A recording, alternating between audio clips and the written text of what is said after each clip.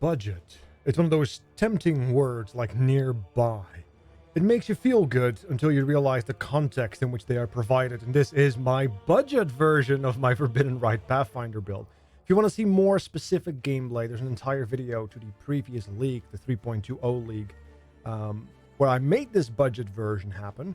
Although granted, the budget version was anywhere between 30 to 50 divines. You can, however, see that this is the version also without Stasis Prison by looking at the buffs. It works perfectly fine. I am going to be showing you my, once again, budget version, which is basically a shopping list of the things I wish to have before I make my switch from League Starter in 3.21 into my hopefully endgame Forbidden Rite build, where I will just destroy all content with. So without further ado, let's get into it. There are many ways to roam, and this is the way I have chosen. Are there different options? Absolutely. You can do a much earlier change if you know what you're doing, if you know what you're comfortable with. My current game plan for this new league is to start as a different build, get my void stones, get some currency, get my crafts going, and then when I'm ready, I will make a smooth transition, maybe a small respec, depending on the build I might be going with, and we'll end up with a lovely Forbidden Rite that should slowly progress in being able to tank Ubers and burn them down in mere moments like we did last week. So this is my shopping list. A couple of things have changed. We'll start off with the tree. The Ascendant, of course, is our choice. The wonderful Wither change here is going to be incredible, preventing us from not having to use a certain Timeless Jewel to get it. Master Toxicist, lovely. Nature's Boon is the secret juice, and Nature's Adrenaline is the expected juice. We're actually not using Master Surgeon. If you want to make a much earlier switch to Forbidden Rite, you might be able to use the Master Surgeon tech that you will see a lot of Pathfinders use. I, however, do not feel like pressing a life flask every 4-5 seconds because I will just go insane. But that's up to you. Maybe you will not go insane. The tree is mostly unchanged. It's a very similar tree for Poison Pathfinder. We, of course, pick up all the Flask notes, which are delightful. We pick up, including Replenishing Remedies, which is just a budget, unfortunate reality, but it is the reality we live in. We pick up some life notes. We do pick up Wasting here through the Chaos Mastery, which allows us to pick up the Wither tech. This allows us to have consistent max Wither on any opponent that it requires on. Very important. We also pick up the Recover 4% of life. If you have the Stasis Prison, this is not mandatory. But since we are using a different item, this is just going to help smooth things out. We pick up, of course, the Poison chance to cap those things out. Some life nodes, because life is damage. We also pick up increased mana reservation efficiency of skills. If you have a level 3 or level 2 Enlightened, you might be able to go Influence instead, get some aura benefits. If you don't have a Enlightened, you want to pick up the Mana Mastery. Otherwise, you can just switch them. We are assuming no Enlighten, because I want to send my currency to different purchases first that are required. This incredible Circle of Life into Recovery Mastery is amazing. Recoup is the name of the game for us, but then also getting essentially 25% faster recoup by cutting down on an entire second. Incredible. And of course, some more poison related and life wheels. Best note on the skill tree, the Whispers of Doom, using the curse effect as well as the area, because we are using our spells or our curses through auto casting with cast when damage taken. You do see 2 clusters, but these large clusters are fairly cheap. They're not perfect. You only are looking for unspeakable gifts, really. I did pick up a Touch of Cruelty because it was very cheap, but it's not 3-note, as you can see. It doesn't have any additional attributes on it as well. So if you pick up something with additional attributes, you're already winning. Same thing here. Just pick up Unwavering Evil because you want at least one of them, because of the Chaos skills ignore interruptions from stuns, as well as another Unspeakable Gifts. You don't need this in the early game. This is just going to help smooth out your mapping massively. We also pick up the Forbidden Flesh Jewel and Flame Jewel because they were very cheap. In the beginning of the game, of course, they won't be. It doesn't really matter. You can just put rare jewels in. You could just not put anything in. It doesn't really matter. But at the time of this budget creation, the way of the poacher was really, really cheap. But you could also pick up Quartz Infusion, Rapid Assault. Actually, Rapid Assault is actually not a good idea. I'll get to that in just a second. But maybe you can pick up some other notes. Maybe you want to pick up Master Surgeon. Maybe you could pick up Gathering Winds. If you can pick up that for cheap, something is terribly wrong. This is the one of the most expensive notes. You could also pick up Endless Munitions because it actually would help with this interpretation of the Forbidden Rite. Essentially, just put in whatever you can. If you do want to put in rare jewels, look for life, look for chaos damage over time, as well as wonderful things such as increased flash duration or recoup. Recoup is my personal favorite. Or maybe increased cast speed if you're holding a shield or something. I do pick up some stuff on the notes there in case you want to find out, but it's a very basic tree. It should be not surprising to anyone here. For those who are surprised, however, by the use of the Brutal Restraint, it's because we want to pick up the notes like increased flash charges gained, maybe a little bit of faster poison. These are just very valuable increases on these wonderful notes here, down here as well. Flash charges gained. You can use the Find Timeless Jewel tech here in the wonderful Path of Building, but you don't need the Trader. So I happen to have the Balbala. You don't need Balbala, so you can actually pick up a really, really cheap Brutal Restraint as long as you have Flask charges gained, and I would recommend strongly a Poison faster as well. You're looking pretty much for the double Flask charge gained and the faster Poison. There's also some other benefits like increased aura effect and whatnot. But yeah, you're looking really just for the Flask charges gained and the faster Poison. That's really what you're looking for. So be wary of that.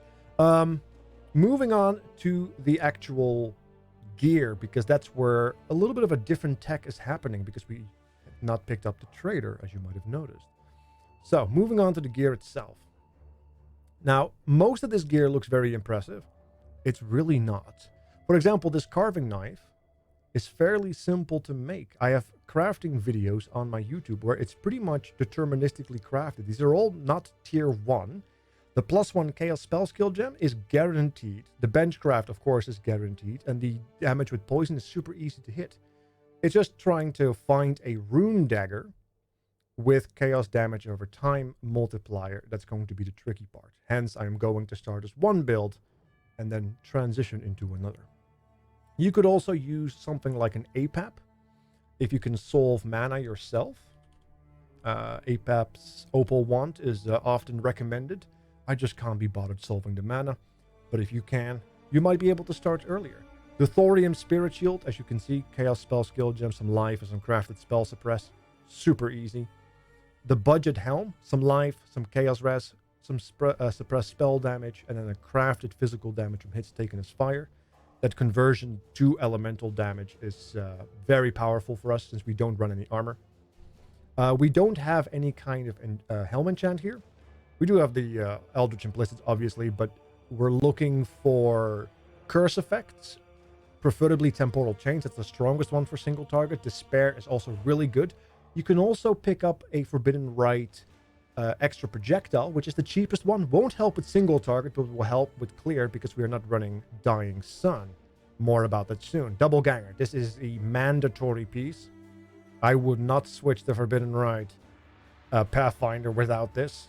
Of course, the extreme version of this is the Stasis Prison, but it's unlikely for you to find a Stasis Prison prior to a Double Ganger. Now, on top of that, it's not corrupted.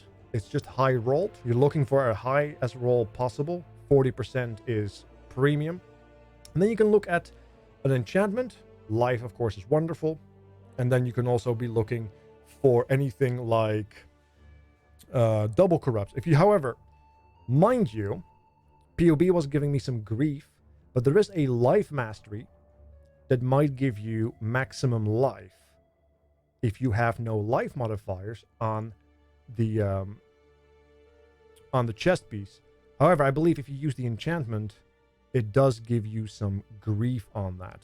So be wary of that. I'm not sure if that's actually designed or if that's intended. I tend to find out.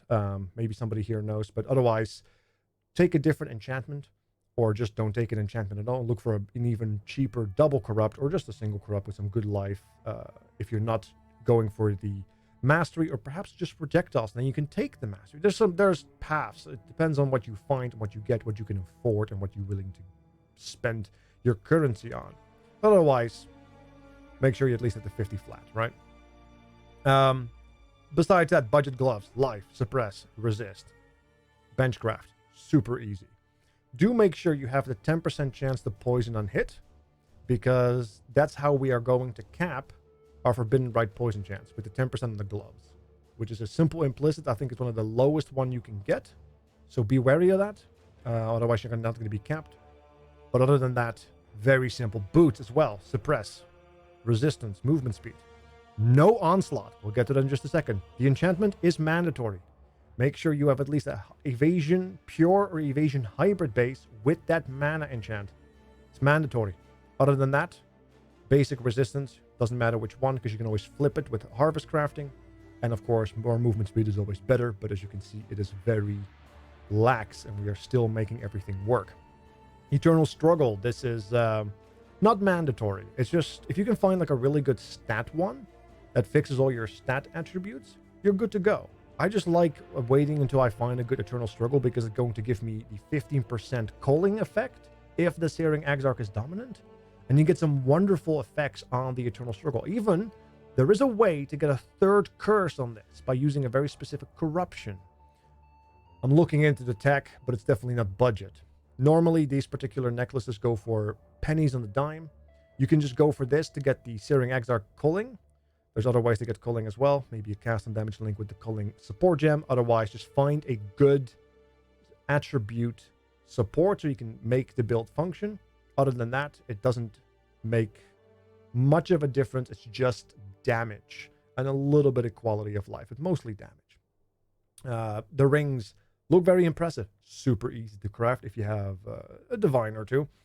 Videos about that are up on the YouTube channel. Normally, these recoup rings are super cheap.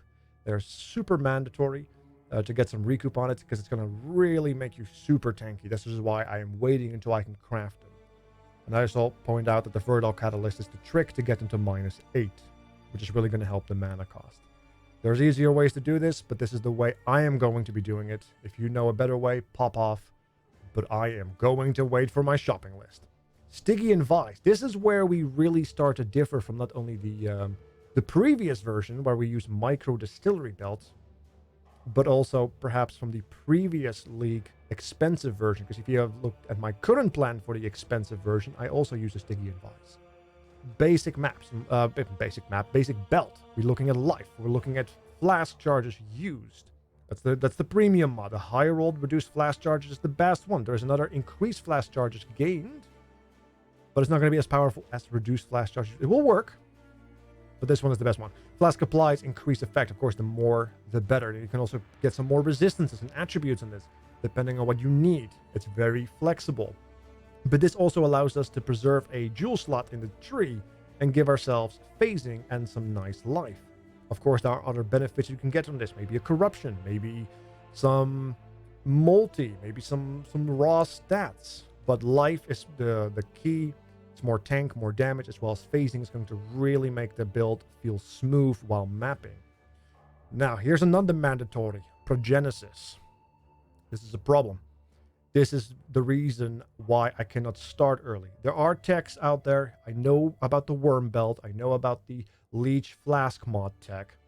I have not extensively tested the limits on that, so I cannot in good conscience recommend it. I know it works. I just don't know how well it works. So I'm going to farm up for Progenesis. It's going to be the centerpiece of our build. As you can see, Flask uptime is 100% in the way I've set up this budget version. It's pure 100%. Even without killing, just standing in our hideout, a pure 100%. A decently rolled Progenesis with 20% quality. You can crank up the quality to give you more wiggle room, but this is what I had available. Used when charges reach full gives us a little bit more, does not give us more flexibility. You want to get the other mod, is what I was trying to say. Reuse at the end of the Flask effect, which gives you a bit more time to charge up, which might smooth out the overall curve. But if you have a pure 100%, that doesn't necessarily mean anything, of course. Taste of Hate. This is a big one as well. Massive Flask effect. Permanent uptime. Gives us a bunch of tank against physical hits while also supporting our cold resistance and cold damage taken. Incredible tank. Because as you can see, we have some really good tank numbers, and these are without any kind of guard skill. Alchemist Quicksilver. As you can see, pure uptime. We have pure regeneration, which helps us stay alive without the stasis prison. We also have massive amounts of move speed. This feels really, really good. Alchemist Ruby Flask, reduced mana cost. This is what we're using for the instead of the Dying Sun, because it's easier to keep up, which is making it overall cheaper. We also can keep the reduced mana cost to 0, as you can see, so we're not losing that. And the secret of these magic flasks is that actual Nature's Boon will apply it. So Micro Distillery Belt gives 20%. Nature's Boon gives us 30% extra flask effect. So we're making up for some lost pressure. Yes, Taste of Hate and Progenesis won't benefit from it, which is unfortunate. But Quicksilver Ruby, and of course the secret sauce now as well, the Silver Flask does. Silver Flask is a little bit more tricky to keep up because the consuming of the charges is very intense, regrettably. But it gives us so much because in 3.20, a lot of people have forgotten, this onslaught provided by Silver Flask can now be scaled with buff effects. Flask effect modifier, it works. This is how we get such an incredible amount of speed without actually using incredible insanity just yet, as well as giving us incredible attack speed, cast speed, while still maintaining permanent onslaught, because we did lose the onslaught gem, so it's going to feel really, really good to have that permanent Silver Flask. Really lovely. Now, of course, we already talked about the Forbidden Flame. Use rare jewels, use whatever is cheap and useful. In terms of medium budget clusters, Fasting is really powerful. 20% increased flash is probably one of the best ones you can get. Spike Concoction, however, is a mandatory one. Alchemist Genius is key. That buff is incredibly powerful for us. Other than that, I already talked about the simple large clusters. As you can see, none of them have any kind of attributes or elemental resistances on it, which if you can find one, will really help out, smooth out the easy gearing, because as you can see, we are cutting it close in the cold resistance. Although, however, if you, for example, pick up an early and light, and you don't have to pick up these nodes, as you can see, just getting a little bit more curse effect or aura effect already gives you more cold resistance as well. So there's you have some wiggle room depending on what you find, depending on your luck. The Brutal Restraint we already talked about. Small Cluster, this is another one. Enduring Composure. This will give us enduring charges permanently, which will help us with some of the gearing, as well as give us a little bit more physical hit. And it's just very comfy and perhaps very, very powerful for some of the new gems we're adding into it. Of course, we're also using a Fizz damage to elemental conversion if you are affected by Purity of Elements, just like we had last time. And well, the Vitality is just incredible for sustain because of the amount of hits we are doing.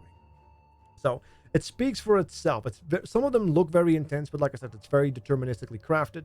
You just need to get those early couple of divines. This is why it's not a league starter, it's my shopping list. Now, final thing. The wonderful aspect of skills. Malevolence, Purity of Elements, Herald of Agony, Vitality. Very simple. Now, if you don't have the Enlightened, you are cutting it short on mana. So you want to keep Vitality at level 1. Once you find an Enlightened, you might be able to mess around and boost it up for more sustain. Maybe do some other crazy things. Who knows? Despair Temporal Chain. Yep, we're auto-casting it through cast when damage taken. Just set it and forget it. Val Haste. Haste is permanently active. Incredible quality of life. And then, of course, if you have Val Haste active occasionally, your damage skyrockets above 10 million and also 200 plus movement speed. Very good.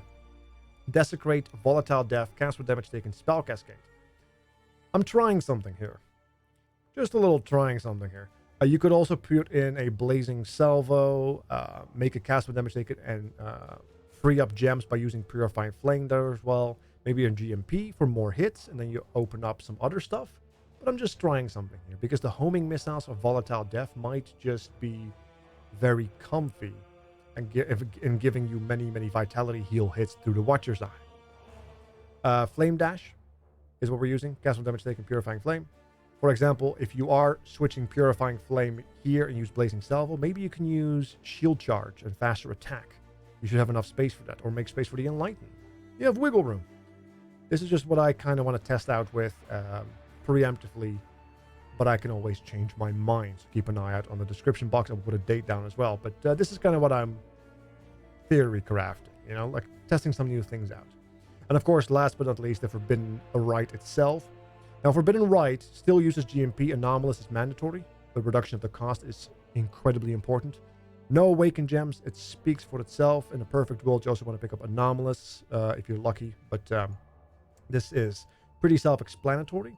Now, we're not using Dying Sun in the Flask anymore, but we're still getting the 5 hits on our primary target due to the GMP, so don't worry too much about that. Single target is unmatched. Clear should be still solid due to the explosions. However, if you do want to get an even smoother clear, you could technically change some of the enchantments around and then just use a Dying Sun as opposed to a Ruby Flask while you're mapping. It's just that with this particular cheap setup, you're not going to have permanent uptime, and I don't like the concept of a pure permanent uptime on boss fights. So I perhaps have invested a little steeply into my shopping list, but I just want to have that transition and feel good about it without having to mess around too much. So hopefully this gives you a little bit of insight about what I am waiting for. I know people are out there doing some self-chill tech, some self-poison tech. I know they're looking with that warm thing, the molt. You can do some crazy things with that because of that increased total recovery per second from life leech, and that particular mod you can get from the Katarina Flask, which I believe says something like damage taken is leech's life, so you can amp it up, which is like a pseudo prison, like a pseudo stasis prison. So maybe I'll mess around with that as well, but like I said, it's untested tech, so I cannot judge if it's good or not. So I can only give you what I'm looking for right now with absolute certainty. Hopefully it will inspire someone. I'm still going to figure it out what my own League starter is at this point, but hope you guys are ready for tomorrow. Have a good rest of the day, and is it Friday yet? I'm out!